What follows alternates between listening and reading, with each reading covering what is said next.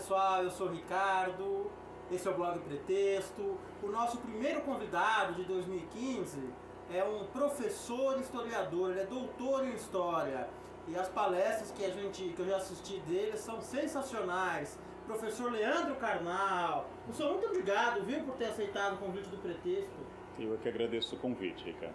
Professor, logo na introdução do seu livro, esse livro aqui, ó, Pecar e Perdoar, que é o seu livro mais recente, você faz uma brincadeira interessante. Você fala assim que muita gente fala que não religiosos não deveriam trabalhar com religião, né, porque não faz sentido. Aí você pensa assim, será que um ginecologista homem seria menos capaz, por não ter o aparato pessoal que estuda? O aparato da fé te faz falta, professor? Bem, em primeiro lugar, eu já fui um jovem religioso. Então, se a presença do aparato ajuda a entender, eu já o tive. Mas eu acho que é fundamental que os religiosos, que as pessoas de fé, escrevam, debatam e façam todas as colocações possíveis sobre suas crenças. E é fundamental que os não religiosos também façam. Eu não acho que a minha visão sobre a religião seja melhor do que a de uma pessoa seguidora e muito devotada de uma ideia religiosa. Ela é apenas diferente. Então, da mesma forma, é possível que um ginecologista homem tenha visões específicas sobre a mulher que uma ginecologista mulher não tenha e vice-versa. Eu gosto muito, eu nunca abri mão disso, da ideia de diversidade, de contradição com o princípio do conhecimento, da filosofia nascida da dialética, ou seja, de ideias contrárias, e desse debate surgir algo que não seja autoritário. Para vencer todo e qualquer fundamentalismo ateu, fundamentalismo religioso, fundamentalismo político ou econômico, nós precisamos da contradição. E é fundamental que as pessoas de fé leiam as que não têm fé, até para solidificarem a sua posição. Sim. Professor, no começo do livro, fala sobre Adão e Eva e o pecado que eles cometeram. E você fala, a pergunta fundamental naquele momento, por que a gente escolhe algo errado sabendo que é errado? Por que a gente escolhe conscientemente algo errado sabendo que é errado? É um mistério que eu trato bastante no livro, porque aparentemente todas as comidas que nós não podemos comer são as mais gostosas. Todas as que nós podemos comer são insuportavelmente tediosas. Todas as atividades que nos fazem bem parecem ser dotadas de um tédio profundo. Eu acho que é o maior exercício do arbítrio humano, ou seja, da liberdade, do livre-arbítrio, o princípio que tantas religiões defendem, é a capacidade de optar pelo erro. Reconhecer-se errado, permanentemente errado, faz parte de um processo que nos torna humanos. Eu acho que Adão e Eva tornaram-se humanos no sentido estrito da palavra, inclusive na tradição religiosa, com a chance de morrerem, no momento que passaram a pecar. E pecando passaram a construir história, já que não haveria uma história de um paraíso sem pecado. Ou pelo menos essa história seria insuportável, sem morte, sem doença, sem nenhum problema por toda a eternidade. Seria pelo menos insuportável. Entendi. Uma frase do livro: há uma exuberância quase malévola na virtude. Sensacional essa frase. A virtude, quando ela é autoproclamada, ela acaba virando um defeito? Eu cito vários grandes pensadores, de Oscar Wilde até Nietzsche, inclusive Thoreau, que dizem que há muito mais professores de moral do que moralistas. Há muito mais pessoas que falam da virtude do que pessoas virtuosas. Na verdade, a proclamação da virtude é, em primeiro lugar, um orgulho. E o orgulho é um erro. Mas errado, o mais sutil, além do orgulho, o mais sutil, Ricardo, que me incomoda, é que o orgulhoso estabelece um espaço que é superior ao dos outros. E tem um orgulho, além do próprio pecado do orgulho, tem uma vaidade profunda de estar do outro lado. Mas raramente o virtuoso se dá conta de que ele precisa do pecador. Ou seja, quando alguém comete um erro fruto de uma opção errada, como por exemplo, morrer fruto de um ataque cardíaco, de um AVC por estar acima do peso ou por fumar, A pessoa que não fuma ou que controla muito o peso tem uma alegria interior, é por isso que eu não fumo. Ou seja, está justificado aquilo. Quando nós temos alguém não punido pelo seu erro, isso nos incomoda muito mais. Então eu acho interessante pensar que a virtude é a virtude, o erro é o erro, porém a verdadeira virtude, ela se basta, ela não precisa ser pedagógica, ela não precisa invadir o espaço do outro, ela não precisa ser opressiva. Considerando a mensagem do Evangelho conhecida do nosso grande público, Jesus critica muito mais e com muito mais ênfase os professores de virtude, os fariseus e os escribas, do que critica aos pecadores, como Zaqueu, a mulher adúltera. A Zaqueu, a mulher adúltera, o jovem rico, e a todos os pecadores, ele sempre diz uma palavra de carinho, consolação e perdão. E a estes que pregam a virtude, que estão nas ruas falando como não traem sua esposa, como não traem seu marido, como são pais exemplares, Jesus os chama de sepulcros caiados de branco, hipócritas e assim por diante. Então, tomando tanto os debochados como Nietzsche, os críticos como Thoreau, ou os próprios evangelhos, a virtude tem uma coisa estranha quando ela consegue invadir o espaço e se tornar exemplar. Você citou um exemplo que eu identifiquei muito no lado ruim, quando você fala que o pontual, ele ama quando a pessoa chega atrasada, porque daí a virtude da pontualidade aparece, né? Na reclamação dos pontuais, e eu sou pontual, por exemplo, na reclamação dos pontuais, há sempre um exercício de poder. Isso. Sempre ironizam, eu estou sempre na hora, eu sou o primeiro a chegar, os outros que chegam esbaforidos, eles não são como eu que cheguei cedo, eu cheguei aqui, me preparei e assim por diante. Há uma tradição autoritária na virtude. Então é muito curioso como nós nos inclinamos na literatura, ou nos inclinamos nas novelas, ou nos inclinamos em todos os campos da representação artística aos vilões, porque os mocinhos são quase sempre insuportáveis. A cigarra é mais legal que a formiga. Sim, só a formiga é insuportável. A formiga é uma burocrata pontual, cidadã exemplar, aquela que consta no cartaz da lanchonete como funcionária do mês, sem notar que, na verdade, neste cartaz está a submissão dela ao sistema, ter dado mais lucro ao patrão e ter cedido mais o seu corpo e a sua alma ao sistema. Se não houvesse inverno, a formiga não seria feliz, porque a cigarra foi feliz o verão todo, e a formiga trabalhou o verão todo e ficou o inverno inteiro, cercada de parentes, fechada, comendo o fruto do verão. A vida da formiga é muito desgraçada, porque ela tem que passar todo o inverno com cunhados, genros, noras, fechadas dentro do formigueiro. A formiga precisa que a cigarra passe fome. A pessoa que poupou a vida inteira precisa que o seu vizinho, seu amigo, seu parente tenha a falência como a forma de dizer, eu me privei de privilégios a vida inteira e agora eu estou sendo recompensado. Então todo este sacrifício ele é feito na esperança de que eu seja privilegiado. A rigor é um tipo também de vício, ou seja, o vício da virtude. O vício da virtude. Em épocas de feriados prolongados, eu estava uma vez na estrada e muita gente acaba indo pelo acostamento. E eu acho um absurdo, né? Eu ali parado. E eu confesso que certa vez, um rapidinho desses foi flagrado por um policial e parou e tomou uma descompostura e eu vibrei. Nós precisamos da punição, porque em primeiro lugar nós não temos certeza da nossa virtude. Sim. Nós não sabemos se é melhor andar pelo caminho reto. Segundo lugar, a pessoa que vai pelo acostamento e se dá bem, nos chama indiretamente de palhaços. Isso. Porque seguimos a regra. Isso. Este é o problema identificado numa belíssima parábola de Lucas no meu livro, quer dizer, no Evangelho de Lucas que eu analiso no livro, que é o filho que não gastou a herança do pai. Ou seja, o filho pródigo e o pai são os personagens centrais. Mas no fim da parábola aparece o filho fiel, pontual, trabalhador, que comete o pecado da inveja, ou seja, a tristeza sobre a felicidade alheia. E ele diz ao pai, eu que nunca quebrei a sua expectativa positiva sobre mim, nunca tive uma festa, e ele tem.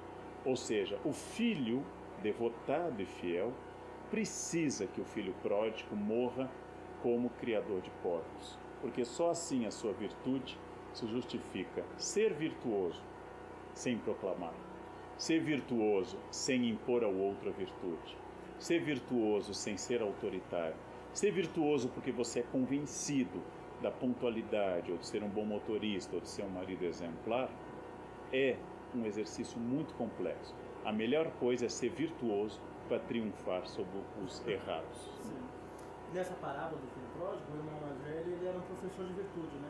Ele era um professor de virtude que cobra do pai que não o recompensou adequadamente. Ele é uma formiga que viu voltar a cigarra com o violão e está irritado com essa volta, porque enquanto o filho gastou tudo e foi feliz, ele não gastou nada e aparentemente não é feliz. Então, o que o move a ficar na casa do pai não é exatamente o amor ao dever filial ou a dedicação amorosa ao pai. O que o move a ficar na casa do pai é a expectativa de uma recompensa. Nesse sentido, o filho pródigo é pródigo, errou. Dante condena os pródigos e os avaros ao mesmo espaço no inferno. Ele é pródigo, ele gastou tudo, porém ele é muito mais honesto, linear e sincero do que o filho que ficou em casa. E é muito, acima de tudo, menos fariseu, menos hipócrita e menos aparente na sua necessidade de virtude. Professor, eu conheci, através de uma indicação da jornalista Rosana Herman, de uma palestra que você deu. A palestra é espetacular e o título também é sensacional, que é falando sobre a inveja, o pecado envergonhado. Por que a inveja é o pecado? Por que ela é envergonhada? Porque dos 7 pecados capitais que a Igreja definiu com variações ao longo da sua história, há gente que se orgulha ou que proclama uma certa habilidade ou uma certa virtude pecaminosa. Exemplo, o guloso que se orgulha de comer, gosto mesmo de comida, gosto da boa mesa. O luxurioso que trai com prazer e método, eu vejo passar uma mulher, não perdoo. Aquele que é irado e diz que é lutador, bate mesmo. Todos os pecados têm os seus defensores. O avarento, por exemplo, nos diz sempre que ele é precavido, prudente, pensa no futuro, ele não é bobo, ele não quer ser enganado. O único pecado que nenhum de nós jamais vai ouvir alguém proclamar é a inveja. Ninguém diz eu sou invejoso. Provavelmente é o pecado não dito, porque é o pecado mais universal. É o pecado, junto com o orgulho, fundante da nossa categoria de seres humanos. Ou seja, a inveja é o pecado de Caim, o primeiro homicídio, e o orgulho é o pecado de Lúcifer, o primeiro erro na criação. Tem uma frase que fala que a gordura do outro me faz emagrecer. Quer dizer, o invejoso, ele sofre com o sucesso do outro. Ele não necessariamente ele cobiça. Ele se entristece, é isso, professor? Ele se entristece com a alegria do outro. Eu faço uma distinção que é um pouco mais que semântica, ela é filosófica. Cobiça é a vontade de ter o que o outro tem. Ela não é um pecado capital. Ela não gera outros pecados. Os pecados capitais não são todos pecados, são os pecados que geram outros pecados. A inveja não é necessariamente a vontade de ter o que o outro tem. A inveja é a tristeza, definição de Santo Tomás, é a tristeza sobre a felicidade alheia. Então não é que eu queira seu carro. Eu posso, inclusive, ter uma cobiça positiva. Sim. Você é meu amigo, quando você comprou um carro, eu achei interessante, eu vou me esforçar para ter. Não há nada de mal em querer ter, por meios lícitos, o que você obteve. Sim. A inveja nunca é positiva. A história de inveja branca é uma criação do racismo brasileiro. Imaginar que é boa por ser branca. A inveja nunca é positiva. A inveja é sempre destrutiva, porque ela é a tristeza sobre a felicidade alheia. A inveja é minha dor em ver que o outro está bem. Isto começa na infância, isso foi estudado no livro sobre a inveja infantil, no qual a autora olha, por exemplo, uma criança brincando com 10 brinquedos entediado e uma criança do lado brinca com um brinquedo. E aquela que vê a felicidade da criança com o brinquedo único quer tirar aquele brinquedo da outra, não por cobiça do brinquedo, mas por não tolerar a inveja da dor que ela sente pela alegria do outro. Ou seja, isso é de 2 bebês. Isso é de 2 bebês. Eu quero possuir aquela felicidade. Não é que eu queira possuir aquele carrinho. Não é isso que me move, porque eu tenho 10. Então a inveja é um pecado grave, porque a inveja, e é envergonhado, ela mostra a minha fraqueza, porque eu tenho que reconhecer, ao ser invejoso, que o outro é melhor. E a coisa mais difícil psicanaliticamente e filosoficamente reconhecer é que o fracasso, o erro, o descuido, ele veio de mim e não de acidente, destino, sina e assim por diante. É muito mais fácil atribuir a forças que me escapam o fracasso. A inveja é muito complicada de ser assumida, muito complicada. Professor, e no dia a dia, como é que ela se camufla? A inveja se camufla no elogio ambíguo, no elogio dúbio. Alguém que chega e lhe diz: nossa, você está bem para a sua idade. A pessoa que diz isso está, na verdade, fazendo um elogio formal, retórico, sim, e ao mesmo tempo cortando esse elogio com o traço do seu veneno. Não? Ou então dizer: você comprou este carro, mas você mora naquele lugar tão perigoso, no qual eu manifesto o meu desejo de você ser assaltado, morto, estuprado, esquartejado, porque você tem o carro que eu gostaria, né? Você casou com uma mulher bonita, eu acho muito trabalhoso, eu prefiro a minha. Ou seja, é absolutamente falso. Mas esses elogios ambíguos, é no elogio ambíguo que vem a inveja. É muito fácil encontrar, ao contrário do que diz a tradição, solidariedade das pessoas na tragédia. Você com um câncer, com o assassinato de alguém na família, você numa crise financeira devastadora, você encontra ao menos o olhar enternecido, cheio de compaixão e às vezes até eventualmente a ajuda. Se não de todos, pelo menos de um número de pessoas. O que é muito difícil encontrar, o que é escasso conseguir, é você encontrar alguém a quem você traduza uma vitória e a pessoa receba com um sorriso franco, aberto e absolutamente tranquilo a vitória.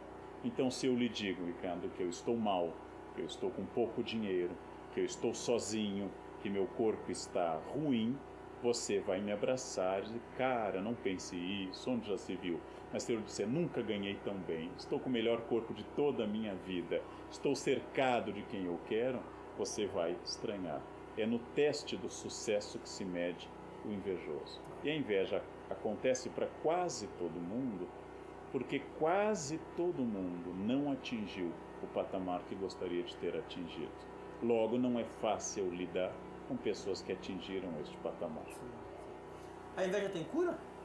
A inveja é pregada na psicanálise, que é o conhecimento, como Sócrates dizia, conhece a ti mesmo, o conhecimento de si.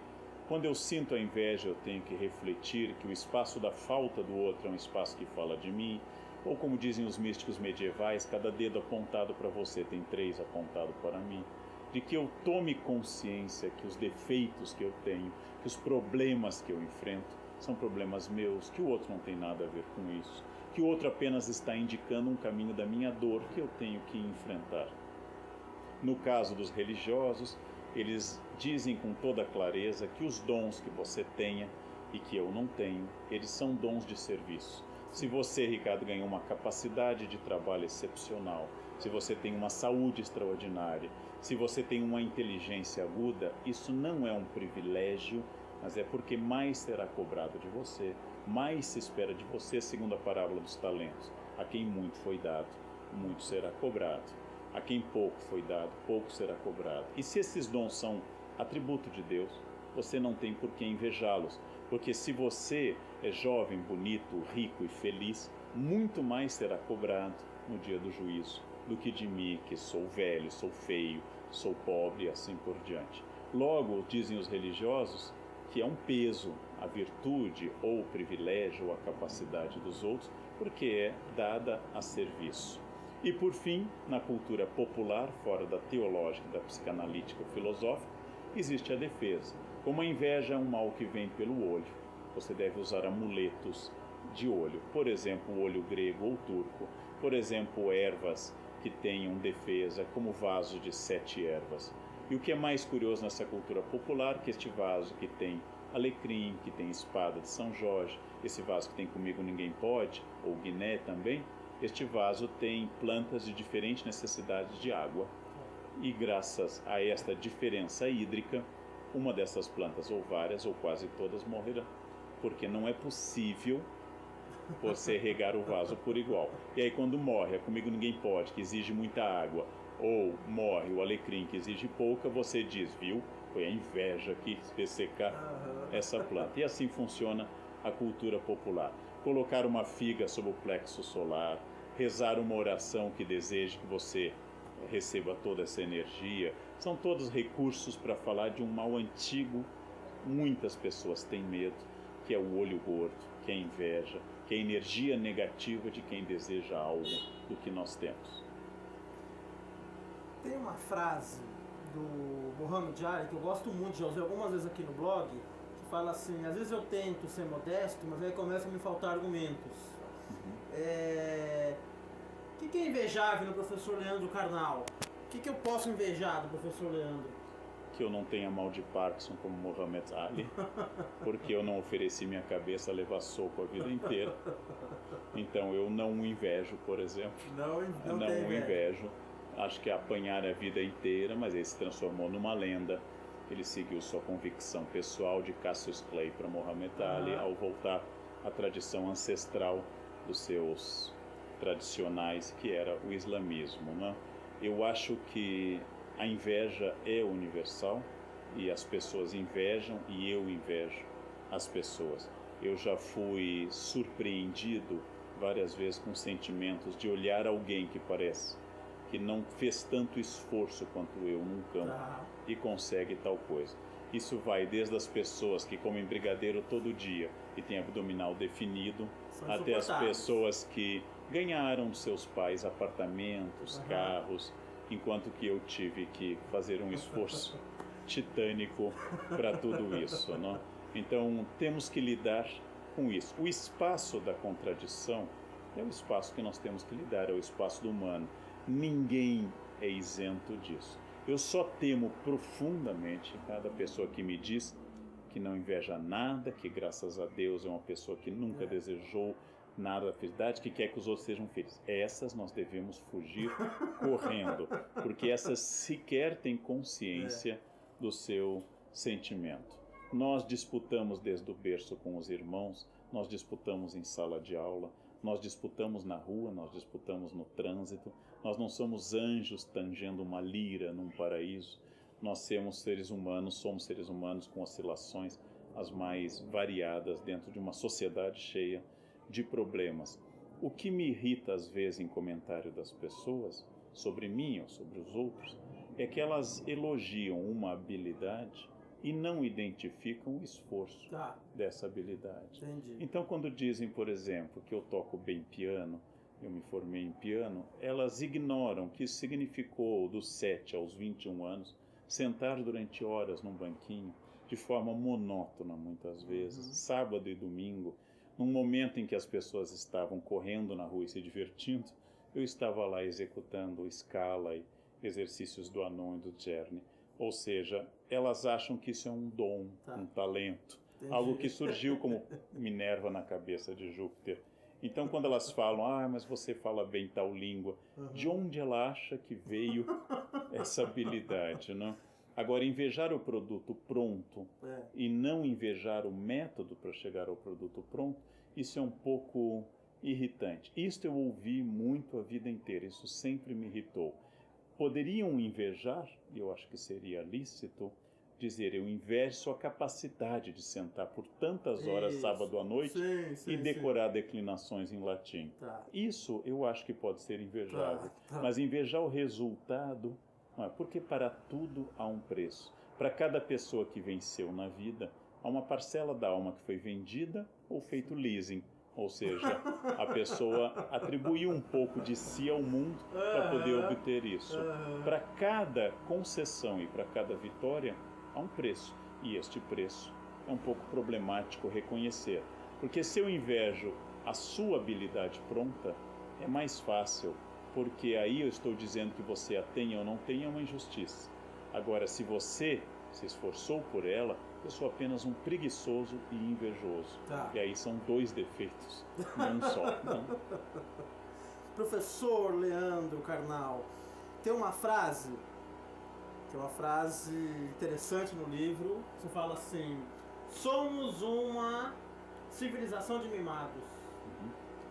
Essa expressão, ela nasce, dando autoria, ela nasce de uma ideia do professor Pondé, a ideia de que nós nunca tivemos, especialmente na classe média e alta, nós nunca tivemos tantos privilégios, tão pouca noção de espaço e de limite. É comum todas as gerações dizerem que as anteriores eram a verdadeira geração e esta é uma geração degenerada. Isso é só sinal de idade. Isso é só sinal de que nós estamos envelhecendo. A grande questão é que não está mais na nossa pauta a ideia do sacrifício, aquilo que os franceses chamam de goût de l'effort, o gosto do esforço, aquela questão de que qualquer vitória vem através de um esforço. Nós achamos, por exemplo, que as crianças não devem ser traumatizadas. E Freud nos ensinou que sem trauma não existe crescimento. Ou seja, que eu me dirijo para o crescimento a partir de traumas. A ideia de que a criança não pode sofrer nada, que ela não deve ser contrariada, nós somos uma civilização mais mimada do que jamais fomos. Então, eu só lamento ser uma geração em que quando eu era aluno, meus professores sempre tinham razão, independente quando eles erravam e eu estava certo, porque meus pais e o sistema sempre apoiavam aos professores. E lamento ser hoje professor num sistema onde o aluno sempre tem a razão e eu nunca. Então eu não tive nenhum momento bom. Eu poderia ter sido professor há 50 anos ou aluno hoje, mas eu peguei o pior de dois mundos, absolutamente o pior de dois mundos. E eu acho que nós superamos alguns defeitos do passado. Por exemplo, punição física de crianças, que é inadmissível, é uma violência não apenas prevista como crime ou como contravenção, mas também porque é errado você fazer violência física contra alguém que não pode se defender. Mas a ideia de corrigir, estabelecer limites e não ceder à manha e ao mimo, esta é uma ideia que nos faz muita falta. E não digo isso porque, como professor, eu possa sofrer o produto final desta falta de limites, mas é porque eu acho que uma pessoa mimada nunca é feliz. Eu acho que a primeira vítima do mimo, a primeira vítima de uma criança mimada é ela mesma, porque sendo mimada, ela nunca vai ter tudo o que ela acha que merece e ela é um adulto infeliz, porque não teve nunca a ideia de ser enfrentado.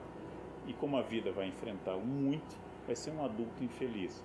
Eu diria que nós devemos estabelecer limites, devemos estabelecer regras, não exatamente porque seja bom ou ruim para os pais, mas para uma questão profunda de atenção aos filhos e aos alunos. Eles serão infelizes se eles forem assim. Leandro, a próxima você vai escolher. Eu vou te dar 3 títulos, você escolhe a que você achar melhor. Pergunta de boa fé, pergunta inconfessável e pergunta auricular. Inconfessável se sobrepõe a auricular? Não sei. Não sei. Auricular. Eu não posso dar dica. Auricular? Auricular feita ao pé do ouvido, como uma confissão clássica, sim, vamos nela. Não é bem esse sentido, mas vamos lá. É tranquilo, professor. Que pessoa você para ouvir? Nossa, eu paro para ouvir muitas pessoas. Eu tenho dezenas de colegas que eu admiro muitíssimo e o ensinamento deles, a sabedoria, o conhecimento me faz. Só para citar imediatamente, na Unicamp, professor Oswaldo de Acóia, só para citar na USP, professor Franklin Leopoldo Silva, que também dá aula na Casa do Saber. São pessoas que juntam conhecimento, humildade, método de exposição, pessoas inteligentes e sábias, que eu gosto muito de ouvir. Eu tive muitos bons professores e gosto muito. E lhe confesso que hoje, sendo professor há 32 anos, tenho um grande prazer na minha função. Porém, a minha vocação total e absoluta não é ser professor, mas é ser aluno. Entendi. Hoje eu gostaria de sentar e ouvir uma pessoa inteligente, sábia, equilibrada, falando sobre aqueles milhares de temas que eu não domino ou que eu gostaria de ouvir melhor. Ouvir uma pessoa assim é um privilégio. Eu paro para ouvir todas as pessoas inteligentes. Paro para lê-los, textos de Zygmunt Bauman, textos de autores que me dizem alguma coisa. Paro para ler clássicos do passado, São pessoas que eu gostaria de ouvir ao vivo, inclusive que eu não conheci.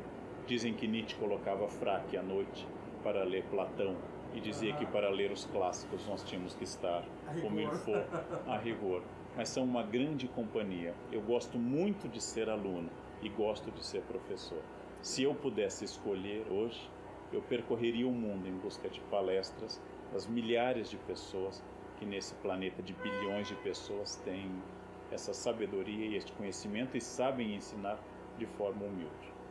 Professor, o livro é Pecar e Perdoar. Nós falamos um pouco do pecar, agora vamos para o perdoar.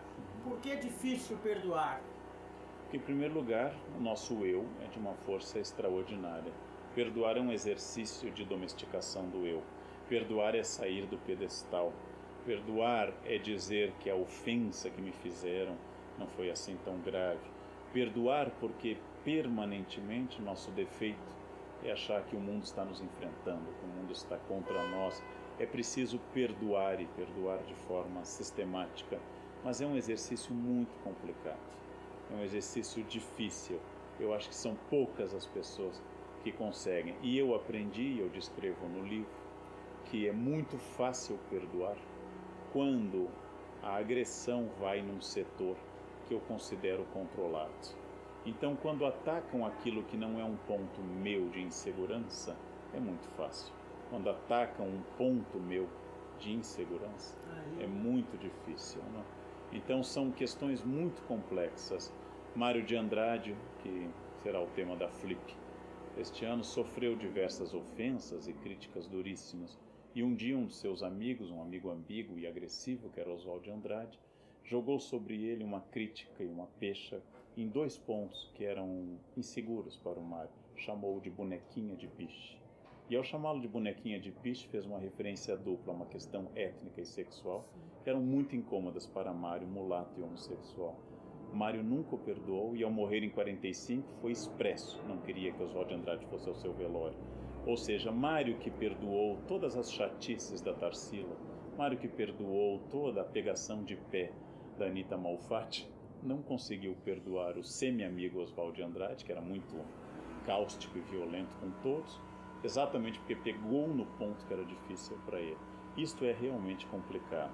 O resto, críticas, divergências estéticas, literárias, insultos que não pegam no nosso pé, ou de áreas que a gente acha que é simplesmente uma injustiça, aí nós somos magnânimos, perdoamos com facilidade.